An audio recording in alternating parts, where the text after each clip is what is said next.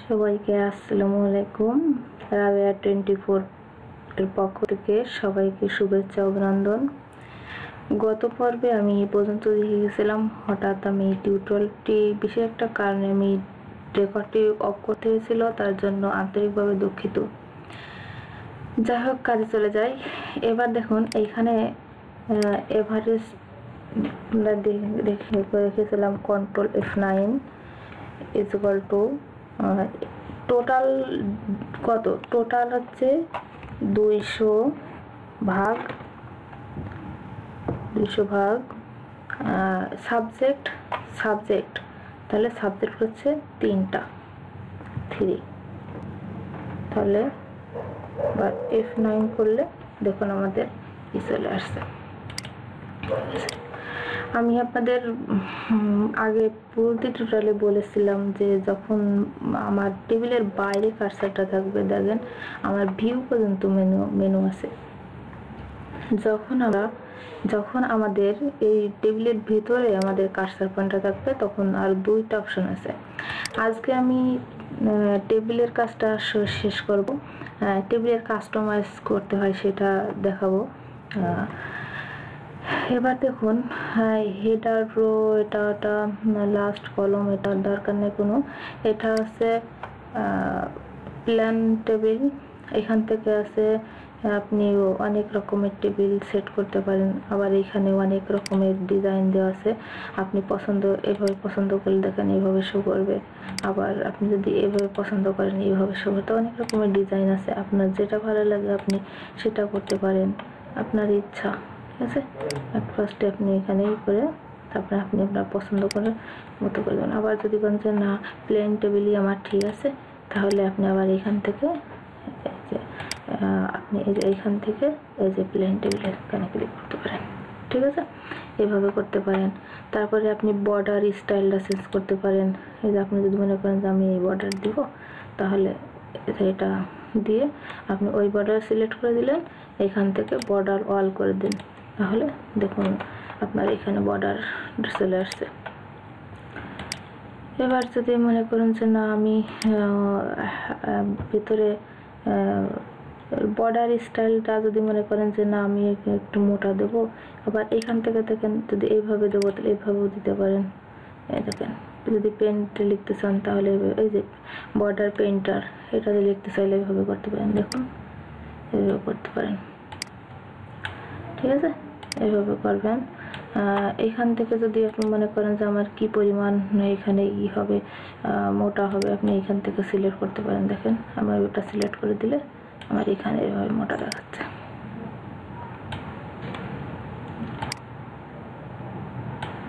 মোটা দেখাবে।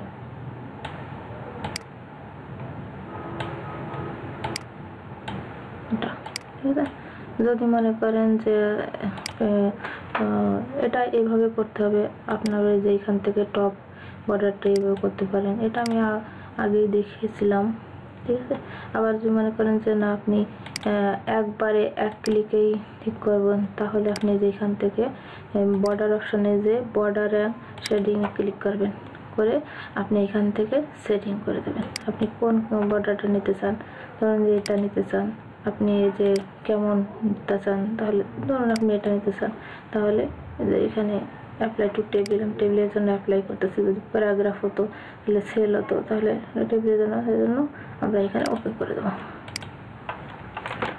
এভাবেই আমাদের এক ক্লিকে হয়ে যাবে। এখানে আমাদের আগে সিলেক্ট করা ছিল পেন টুল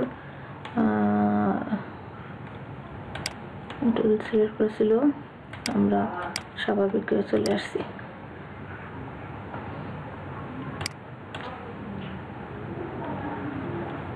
এবার দেখুন আপনার হচ্ছে শেডিং দেখানো হয় নাই। এখানে আপনি যে যদি মনে করেন যে না, এখানে আমার কোনো ইম্প্রুভ করতে হবে, তাহলে আছে আপনি এখানে যদি মনে করেন যে আমার এই কালার, এটা হাইলাইট করে রাখতে হবে, তাহলে এটা এভাবে হাইলাইট করে রাখতে পারেন। ঠিক আছে, তার আগে অবশ্যই মার্ক করে নিতে ভুলবেন না।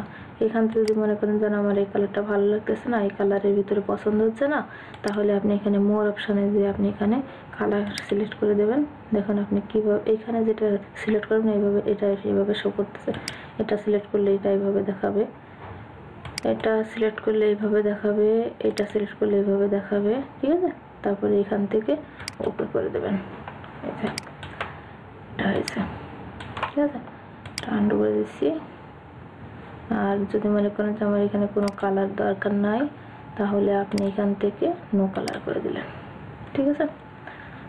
এখানে আর কিছু দেখতেছি না, আমরা পরে দেখি লেআউটে কি আছে। এবার হচ্ছে আমি লেআউট নিয়ে আলোচনা করব। এখানে ধরুন ফার্স্টে যেটা আছে সিলেক্ট, আপনি এখানে যে সেলটি সিলেক্ট করবেন আপনি সেইখানে কার্সারটা রাখুন, তারপরে আপনি এখানে সিলেক্ট করুন। তারপরে যদি মনে করেন যে না আমার একটা কলামের প্রয়োজন, তাহলে আপনি এখানে এই কলামটা পুরোটাই আমার প্রয়োজন, সেই ক্ষেত্রে আপনি এখানে সিলেক্ট কলাম করুন। যদি মনে করেন যে না আমার এই রোটা প্রয়োজন, তাহলে আপনি এখানে পুরো রোটা করুন। যদি মনে করেন যে না আমার পুরো টেবিলটাই সিলেক্ট করতে হবে, তাহলে আপনি টেবিলের ভিতরে যে কোনো জায়গায় মার্কসটা রাখুন, তারপরে সিলেক্ট টেবিলে করুন, তাহলে পুরো টেবিলটাই সিলেক্ট হয়ে যাবে। তাছাড়া আপনি এখান থেকে দেখতেই পাচ্ছেন যে এখানে ডাউন অ্যারো আছে, এখানে আপনি ডাউন অ্যারোতে ক্লিক করলে পুরো কলামটা সিলেক্ট হয়ে যাবে। এখানে অ্যারোটি এখানে ক্লিক করলে পুরোটা সিলেক্ট হয়ে যাবে। এখানে করলে এটা হবে, এখানে করলে এইভাবে আপনি দেখে নেবেন, ঠিক আছে। নিজে কাজটাই করে দেখে নেবেন। তারপরে এটা একটা দরকার নাই, এটা হচ্ছে ড্র টেবিল। যদি মনে করেন যে আমার এখানটা তো লেখা হয়ে গেছে, আমার এইখানে নিচে কোনো একটা টেবিল প্রয়োজন, সেই ক্ষেত্রে আপনি এখানে আঁকায় নিতে পারেন। ড্র মানে আঁকা, সেটা সবাই জেনে থাকেন। দেখেন আমি এখানে টেবিল আঁকতেছি, ঠিক আছে। এখানে মনে করেন যে এভাবে আপনি করতে পারেন, আবার এই যে এখান থেকে এভাবে আঁকায় নিতে পারেন, ঠিক আছে।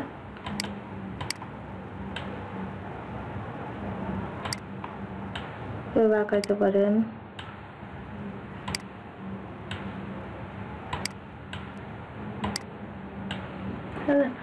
তারপরে একটা হচ্ছে ইরেজার। আপনি এখানে ক্লিক করে ইরেজার মানে রিমুভ করতে হবে, মুছতে হবে। আপনার যদি এটা মানে এখানে ভুলে গেছে, আমি এটা পুরোটা মুছে দেবো, তাহলে আপনি এখান থেকে মুছে দিতে পারেন, ঠিক আছে। এভাবেই মুছে দিতে পারেন। তারপরে হচ্ছে ডিলিট টেবিল। ডিলিট, আপনি যদি মনে করেন যে আপনার এই রোটা কোনো প্রয়োজন নাই, এটার কোনো প্রয়োজন নেই, তাহলে আপনি এখানে ডিলিট সেল, কোন সেলটা রিমুভ করতে চান, কলম আছে, ডিলিট রো আছে, ডিলিট টেবিল আছে, এখানে ডিলিট করলে পুরোটাই ডিলিট হয়ে যাবে। তারপরে আছে এখানে insert above, insert below, insert left right. যদি মনে করেন যে আমার এই রোলের উপরে একটা পুশের প্রয়োজন, তাহলে আপনি ইনসার্ট অ্যাবোভ দেবেন। যদি মনে করেন না নিচের প্রয়োজন, তাহলে আপনি এইখানে নিচে আমার আরও একটা প্রয়োজন, সেখানে আপনি ইনসার্ট বিলো দেবেন। লেফটে চাইলে আপনি ইনসার্ট লেফট করুন, রাইটে চাইলে আপনি ইনসার্ট রাইট করুন, ঠিক আছে। হ্যাঁ, তারপরে হচ্ছে আপনি আমি এখানে করে দিই। তারপরে হচ্ছে আপনার এইখানে দেখুন, এটা হচ্ছে আমি একটু করে নিই।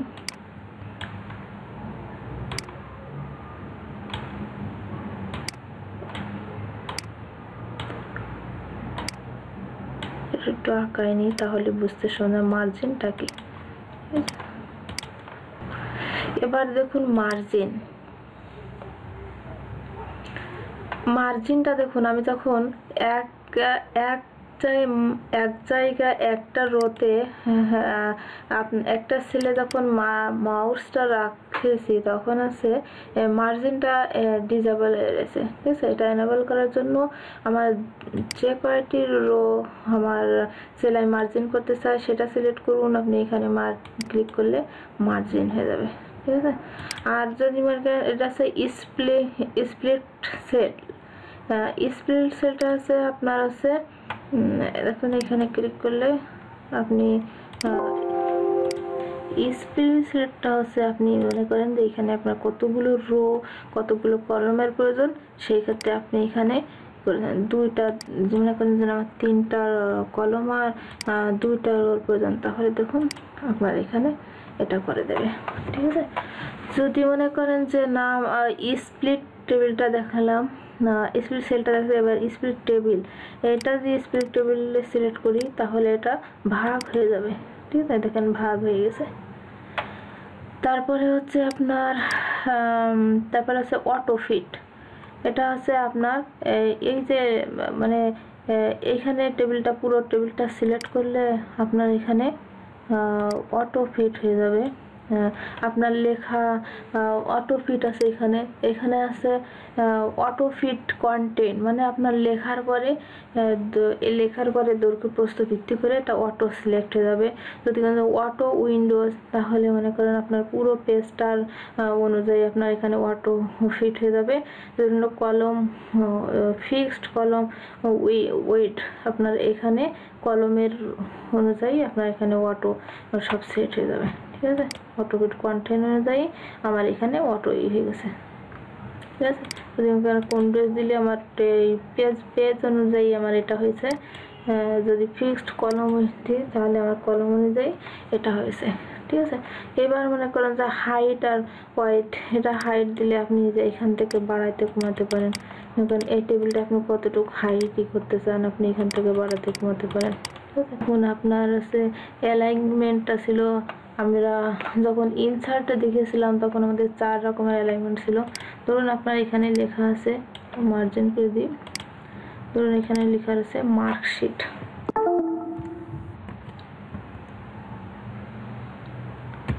মার্কশিট, ঠিক আছে, এটা আমি রিমুভ করে দিই।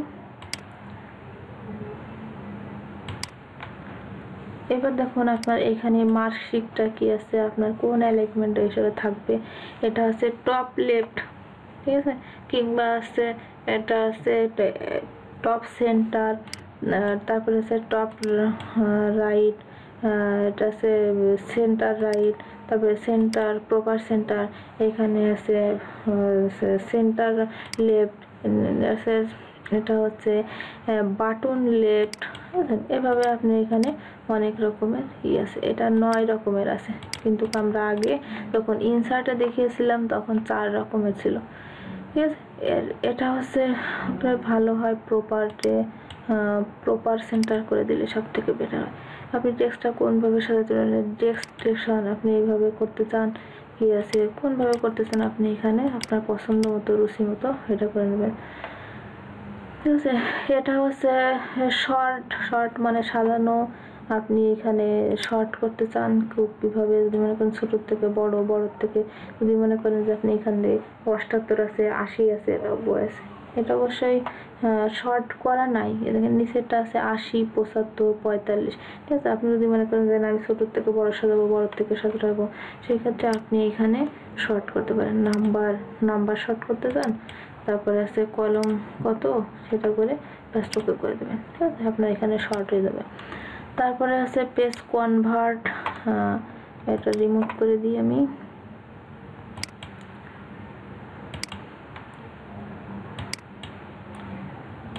তারপরে আছে আপনার কনভার্ট টু টেক্সট, আপনি টেক্সটটা কনভার্ট করতে চান তাহলে এটা সিলেক্ট করুন, এখানে কনভার্ট করে দিন। টেবিলের অনুযায়ী এটা হয়, কলমের অনুযায়ী, স্পেসের অনুযায়ী হয়, আপনি এখান থেকে ওকে করে দিলে এটা কনভার্ট হয়ে যায়। আপনি এখান থেকে আবার ওটার থেকেও